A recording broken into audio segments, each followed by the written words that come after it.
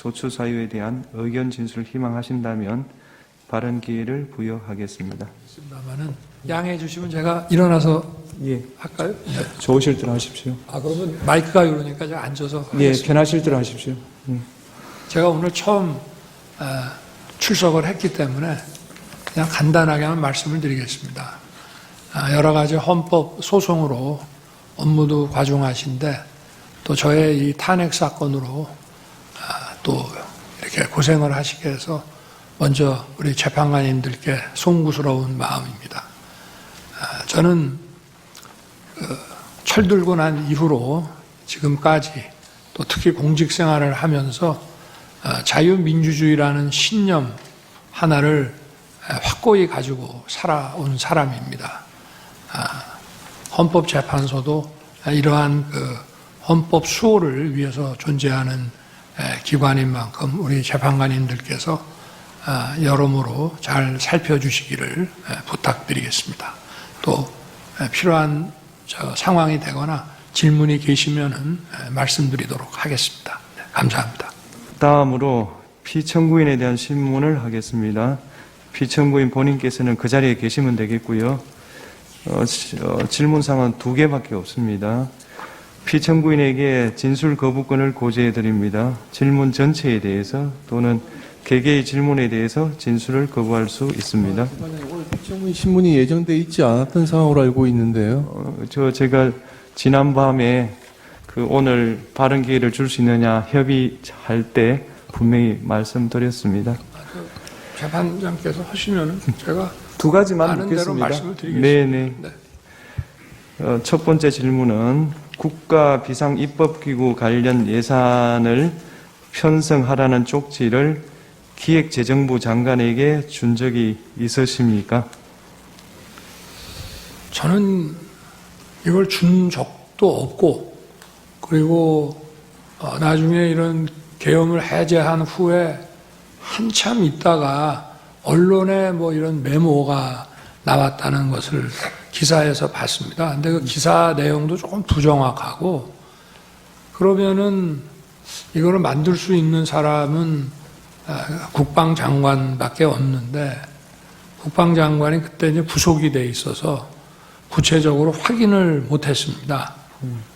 그런데 그 내용을 보면 좀 그 내용 자체가 좀 서로 좀 모순되는 것 같기도 하고, 그런데 하여튼 뭐 그 부분에 대해서는 그렇습니다. 뭐 자세하게 또 물어보시면은 제가 아는 대로 답변을 드리겠습니다.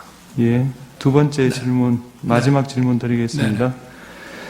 본인께서는 이진우 수방사령관, 곽종건 특전사령관에게 계엄 선포 후 계엄 해제 결의를 위해 국회에 모인 국회의원들을 끌어내라고 지시한 적이 있으십니까?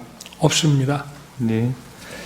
네, 그러면 마치겠습니다. 오늘 변론은 이것으로 마치고 양측 대리인께서 추가로 하시고 싶은 말씀이 있으십니까? 우선 청구인 대리인 있으십니까?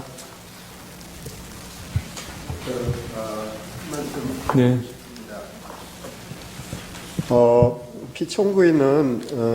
피청구인 측은 지난 2차 변론에서부터 다양한 부정선거 의혹에 대해서 제기하고 있습니다. 그리고 어제 오늘 선거 부정 논리를 뒷받침하는 다수의 증거와 증인도 신청했습니다. 하지만 대법원 및 사법기관 판단을 통해서 모두 근거 없는 주장으로 판단된 사안들에 대한 것입니다. 저희 청구인 측 대리인단은 피청구인 측의 선거 부정에 관한 주장은 아무런 근거가 없을 뿐만 아니라 이 사건 탄핵 심판의 쟁점이 아니라고 생각합니다.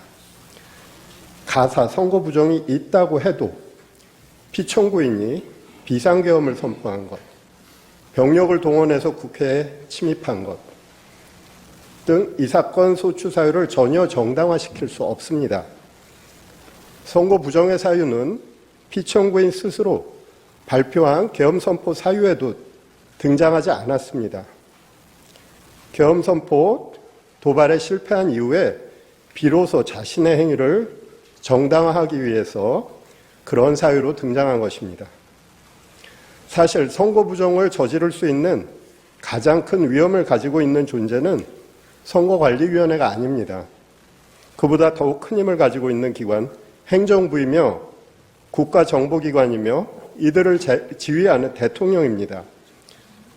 중앙선거관리위원회를 독립된 헌법기관으로 만든 것은 대통령과 행정부 그리고 정보기관으로부터 선거관리의 독립성을 보장하기 위한 취지였습니다.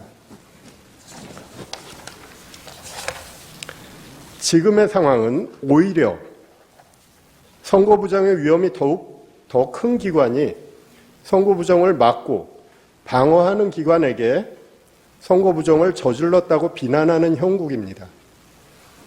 이 사건 탄핵 심판은 수많은 국민들이 듣고 바라보고 있습니다. 그래서 피청구인 측의 기이한 부정선거 주장을 그대로 방치하기는 어렵습니다. 국민들에게 미치는 해로운 영향 때문입니다. 선거 공정성은 우리 민주주의의 생명이며 핵심입니다. 그것을 함부로 쓰레기통 속에 구겨 넣는 주장을 방치한다면 우리 민주주의도 어느 순간 같은 운명에 처할 수밖에 없습니다. 우리 대한민국의 민주주의 헌정 질서를 보호할 필요가 있는 것입니다.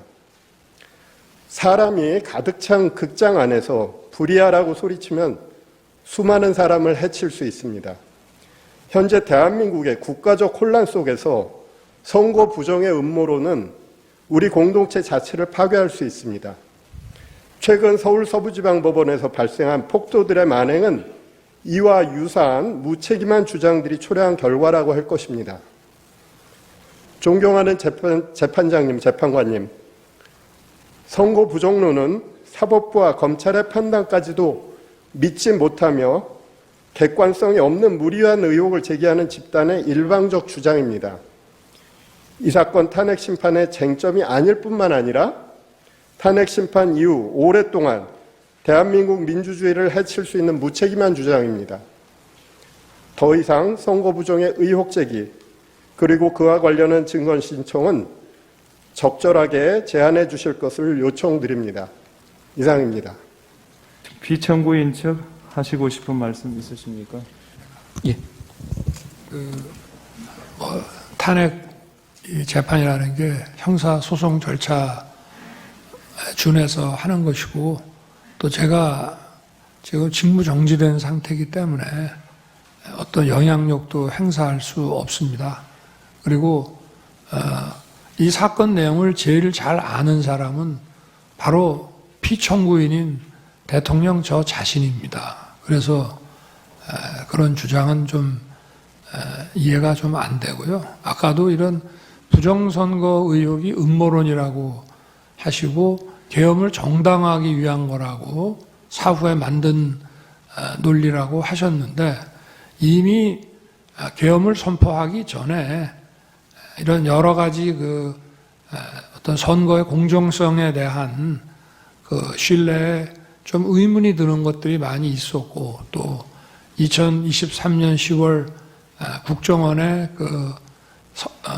선관위 전산 장비의 아주 극히 일부를 점검한 결과 문제가 많이 있었기 때문에 부정선거 자체를 색출하라는 것이 아니라 선관위의 전산 시스템을 전반적으로 스크린할 수 있으면은 해봐라. 어떤 장비들이 있고 어떤 시스템에 의해서 가동이 되는지 그런 것이기 때문에 저희가 무슨 선거가 전부 부정이어서 믿을 수 없다 하는 그런 음모론을 제기하는 것이 아니라 팩트를 확인하자는 그런 차원이었다는 점을 이해해 주시기 바랍니다. 네.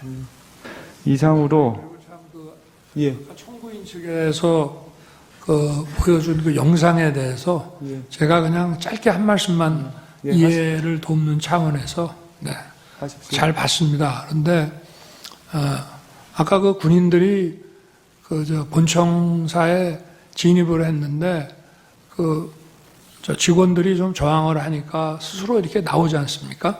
얼마든지 더 들어갈 수 있는데도 저게 이 점을 좀 국회 의결을 방해했다는 얘기를 자꾸 소추인 측에서 또 지금 민주당에서 하고 있는데 저는 그런 말씀을 하나 드리고 싶습니다. 가사 그러면 12월 3일, 4일 그 밤에 그 내려진 의결을 군을 투입해서 방해했다고 한다면은 그럼 그걸로 이제 더 이상 계엄 해제 요구를 못하고 계엄이 쭉 그냥 가는 것이냐? 저는 그렇지 않다고 봅니다. 대한민국에서 국회와 언론은 대통령보다 훨씬 강한 초갑입니다. 만약에 제가 무리를 해서 계엄 해제 요구 의결을 못하게 한다 해서 국회가 아니라 다른 장소에서도 할 수 있고 그 이후에 얼마든지 계엄 해제 요구를 할 수가 있습니다.